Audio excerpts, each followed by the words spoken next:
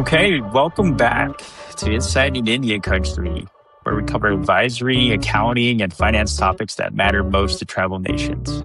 I'm your host, Wes Benally, REDW's National Travel Practice Leader. And today's conversation is a special one.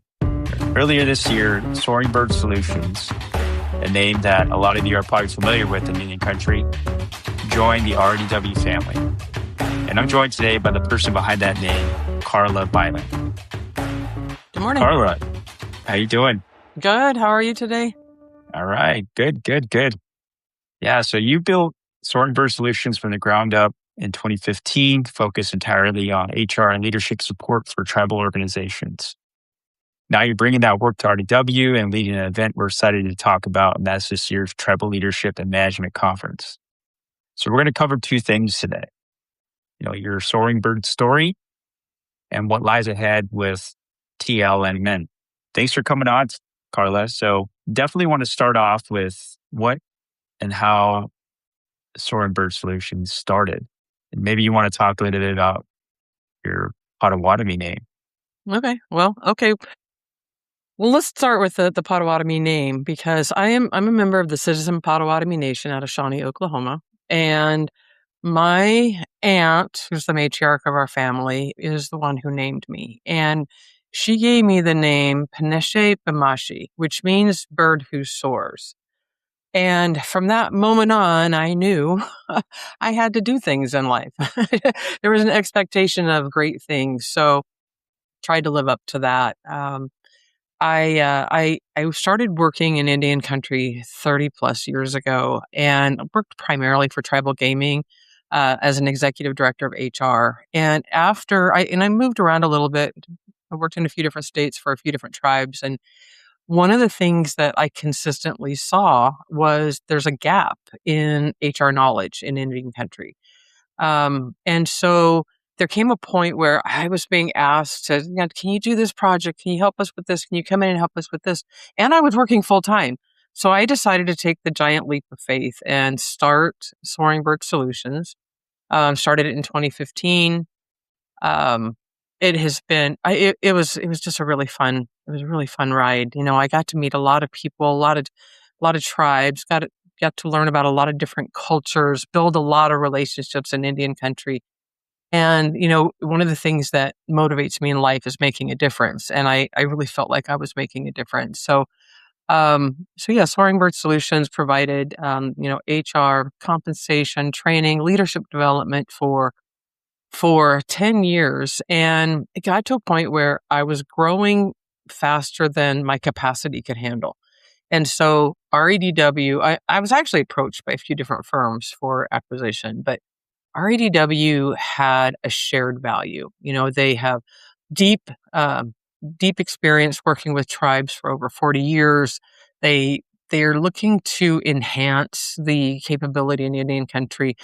I didn't see that there was any, wanting to take advantage of tribes, because, we see these pop-up companies all the time that they're just in there to try to get some of that money.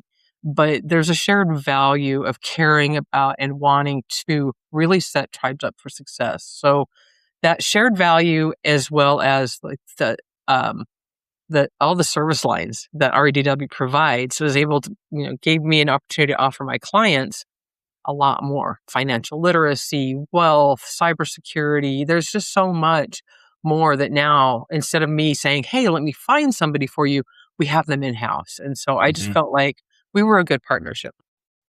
Yeah, no, that's a good point. Really, and I think that, as we talk offline and whatnot, I think that's definitely something that, isn't commonplace, and really just trying to be a well-rounded solution for a lot of our clients, at the end of the day. And so, like, what kind of organizations does Soaring Bird typically work with? And were they recruiting HR and leadership? And what kind of challenges did you see with that as well? So we worked with tribal governments, tribal casinos, tribal enterprises. Started to bring in, last few years, a lot of work with tribal nonprofits. And what I see, one of the biggest challenges in HR in Indian Country is some of the tribes are really remote. And it's really hard for them to have that talent within their community to have a good, strong HR team. And so they tend to um, promote from within and bring people up who've got potential for HR. And lot of times I would come in and I would mentor that person into an HR director. And that's what I love to do. I love to bring them to a point where they're self-sustaining, that they don't need me anymore. And I know that sounds like a really bad business model, work myself out of a job, but for me that's the most satisfaction I can get is when they say, "Hey, you've given us all the tools we need. We don't need you anymore." And so that's really very satisfying to me. And so I think that the depth of knowledge and experience in HR is probably the biggest challenge for a lot of tribes because they are so small and remote. And it really is hard to get somebody from the outside. The other thing is I can provide services for less money than it would cost them to hire somebody full time, move them, relocate them, pay them an HR director salary. I can fill that gap for the smaller tribes and tribal nonprofits because they don't need a full time HR, but they need that HR expertise. So that's where I saw a real need, and it really flowed. And I don't know if you're going to ask me this question, but it's something that's on my mind. And for me, it's about building relationships. I have relationships, and it's really important to me that we have a relationship and that I don't ever leave somebody feeling like they didn't get what they expected. I want them to be is satisfied with the work that I provide them, with the tools that I provide them. And many of the people that I've worked with over the years, they're now friends. They're my friends and colleagues and people that I get really excited about because I get to see them at the annual conferences. So Yeah, yeah. relationship. No, yeah, you're absolutely right. Relationships are important, and really, especially building that trust, making sure that, hey, we can turn to Karla for any issue and she's going to kind of figure it out for us. I mean, at the end of the day, that's key. That's key to a lot of what we do. And I think it's very important. It's very important. So, this year, when you join REW, uh, why now? And, I know you mentioned a little bit about capacity and whatnot, and what kind of felt right about this point in time for you. Well, I don't know. Maybe they wore me down. For 2 years, Kristen, the leader of the HR consulting, she and I joke because she's been wooing me. And at first I said, "Oh, no way! I love what I'm doing." But there came a point in time when I thought, you know what? I'm the only one. In my company, I have great employees, but I'm the only one who's doing exactly what I'm doing. And if something were to happen to me, then that's going to impact my clients because I'm not there. And so I needed to have a little bit more depth behind me to make sure that I've got continuity and I can continue to provide the level of service that I'm providing if I get sick, or gosh, if I even want to take a vacation, because in 10 years, I pretty much was working 7 days a week. And so I think it just got to a point where it just made sense to go ahead and partner with REDW. And, it took a lot because I'm really proud of the name Soaring Bird Solutions. I'm really proud of what I built. And I don't feel like I gave that away to join REDW. I felt like I'm basically just enhancing what I already built. So it's not it's not like laying down in defeat. I am, not waving the white flag. I'm basically empowering my team and, myself to be able to be more productive and more effective in Indian country. Yeah, no, that's a good point. And you know, you working alongside Kristen and the broader HR consulting team. I'm glad you brought that up. It just really, like you said, enhances your combined bench for support. Um, and RDW's background working in Indian country. I mean, and having the same value system. I think that's going to be very powerful for you. And so, in your mind, that type of capacity bench and I guess you could say brand name, like what do you feel is on the horizon for future? What type of work do you think is open to your line, and what can listeners maybe consider moving forward? So, it's a funny story with Kristen because when she first approached me, I laughed because I said, you know what? REDW is in my SWOT analysis. They are my threat. And so there's a lot of times we were going for the same project. Sometimes REDW would win, sometimes I would win. But the larger projects, that required more people to work on it, those were the ones that I actually turned over to REDW because it's like, I can't do this, but I want them to get the best. So I did have that, respect for REDW and the quality of work that they put out. I think that there's no limit to what we can do. Kristen is a tremendous leader, and the HRC team is HR consulting. Sorry, acronyms are really popular in our line of work, but the HR consulting team is really strong. We have a really strong compensation team, compensation was kind of like my bread and butter. That's what I started doing. But the compensation team is doing such a phenomenal job. They've got great tools. I think they are. I think REDW should be the only one anybody ever looks at for doing compensation, for doing HR support. We provide HR services. Sometimes, we supplement an HR department. Sometimes we serve as the HR department. Sometimes we do special projects like we do handbooks or we do audits or assessments. Strategic planning is something that we're doing a lot of. And this year we're seeing a real push towards doing strategic planning. A lot of tribes are stepping back and saying, okay, what do we need to look at for the future? How are we going to set ourselves up for success? And so we're coming in, facilitating those strategic planning and helping them set their goals and objectives. And then, the what I really love to do is I love to train. And I love to, but unfortunately, I don't get to as much anymore because it's very time consuming and I'm trying to lead a whole team. Developing the new leaders of Hmm. tomorrow. That's something I'm really passionate about because I would like to see Indian country continue to strengthen its capacity, continue to be a power player in the United States. Hmm. No, I think we have a shared passion for that, especially training development, and that's something that I think we can definitely bring to the table for a lot of our listeners and clients out there. Especially like you said, I think you know always having the opportunity to work yourself out of a job, but at the end of the day, leaving knowing that you left that place in better hands than it was before, and through training and development, that's always something that's top of mind, and that's pretty cool. That's really cool. I really like that.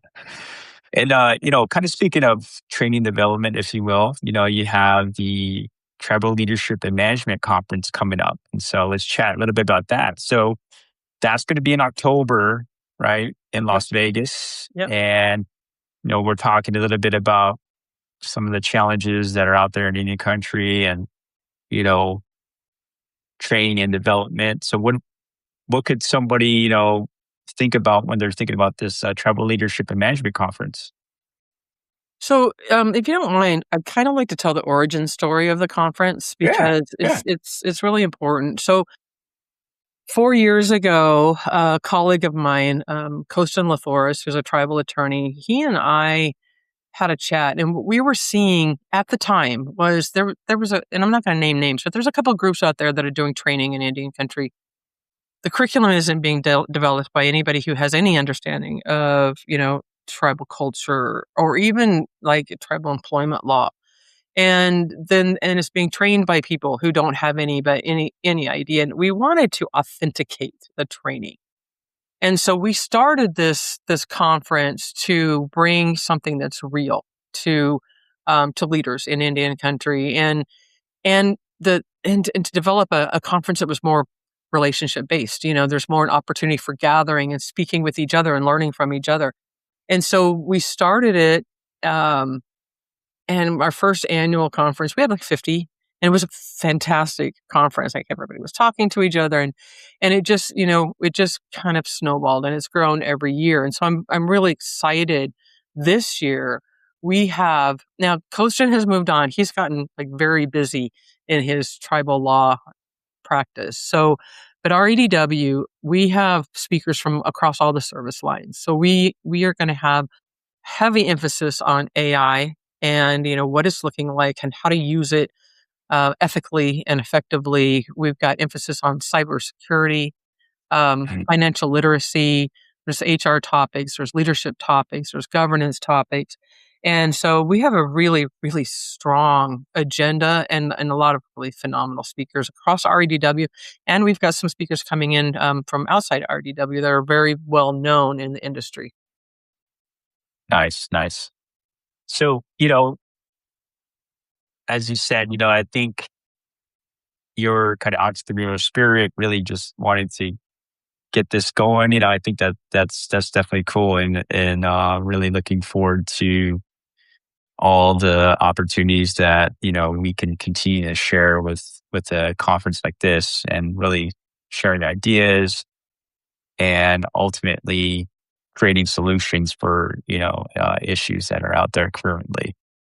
And so, for somebody that's never been there before, and that are considering it, what do you think they should walk away with if they attend, and what would be important and why for their leadership or team? Sure. And we have the attendees are tribal council members, tribal administrators, executives within tribal businesses. So they're all going to walk away with something a little bit different, and we have something for everybody. Tribal council members, we have topics on governance and best practices.